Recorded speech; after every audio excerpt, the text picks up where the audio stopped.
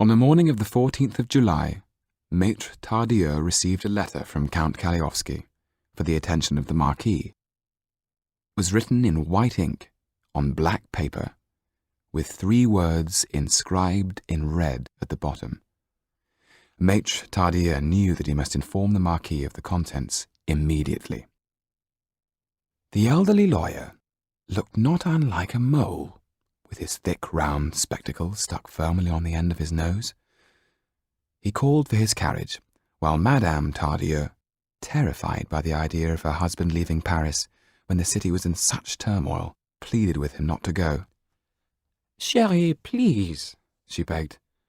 "Look at what happened yesterday. The people are arming themselves. There will be fighting on the streets. We shall all be killed." She crossed herself.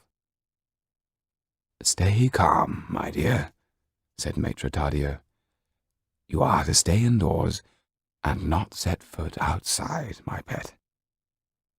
He sat back in his seat as the carriage rumbled through Paris with its curtains drawn. Twice, men with cockades in their hats and brandishing pitchforks stopped the carriage and demanded that Maître Tardieu get out while they searched it for firearms. It was with a great sigh of relief that he finally arrived outside the wall that encircled Paris and set out on the road to the Marquis's new chateau. The journey gave Maître Tardieu time to reflect on the past, and he felt a profound sadness when he thought of the late Marquis. He had lost his adored younger son, Armand. His elder son, mean-spirited and extravagant, had always been a trial to him. Maître Tardieu remembered how appalled the old Marquis had been to see the indifference with which his son greeted the news of his wife's death. Maître Tardieu finally arrived. He was made to wait for an hour and a half, without refreshment, before the Marquis deigned to receive him. Even then he refused to talk business, until he had first shown the lawyer his grounds. The Marquis strolled on, put out that the lawyer seemed so unappreciative of the beauties on offer. "Have you noticed that the flowers match the colours on the bows of my shoes?" To the tired eyes of Maître Tardieu, all looked grey and dead. The Marquis now said that he never discussed business in the afternoon, but was prepared to listen to the lawyer's concerns over supper. While the Marquis was resting, Maître Tardieu took the opportunity to talk to the steward and to examine the household accounts. He was appalled to discover just how much money the Marquis had spent on the garden. Not only had there been the designers, the hot houses, and the rare flowers and shrubs to pay for, but the Marquis had had a network of secret tunnels built under the flower beds, so that the gardeners could crawl down them each morning and discreetly change the flowers to match his outfit. The birdsong that followed his every step came from aviaries strategically hidden behind the greenery. Such folly came at a high price. What shocked Maître Tardieu even more was learning that Cédau had been confined to her chamber for the past 7 months. Maybe it was this, and the remembrance of what she had meant to her grandfather, that finally made him decide to throw caution to the winds and to speak his mind, whatever the outcome. At last the lawyer and the Marquis sat down to dine, the Marquis at the head of the long table. The room was ablaze with candles, even though it was still light outside. "Sir," said Maître Tardieu, "as you know, I have come at some considerable inconvenience." "If you have come here to tell me ridiculous tales about disturbances in Paris," the Marquis interrupted, "I am not interested." A candle blew out and a footman came forward to relight it.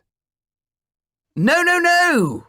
shouted the Marquis, bringing down his bejewelled hand on the table. "How many times must I tell you?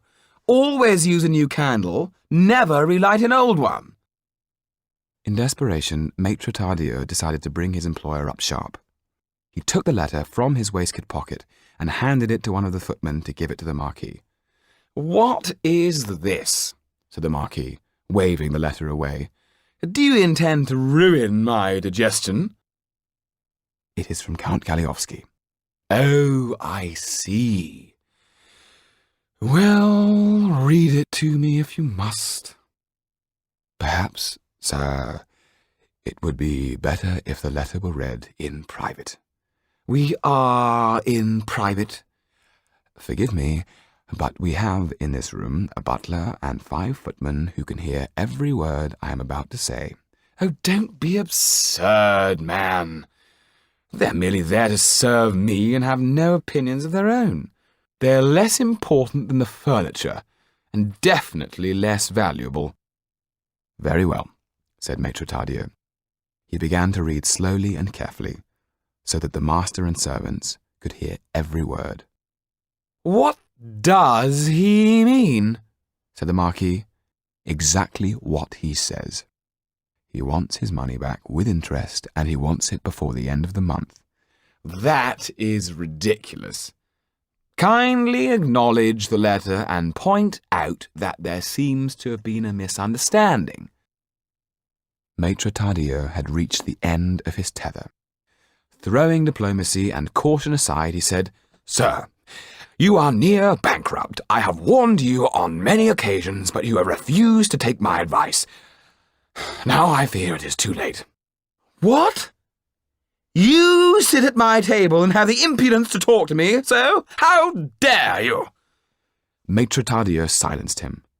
There is more, and it is of even more consequence.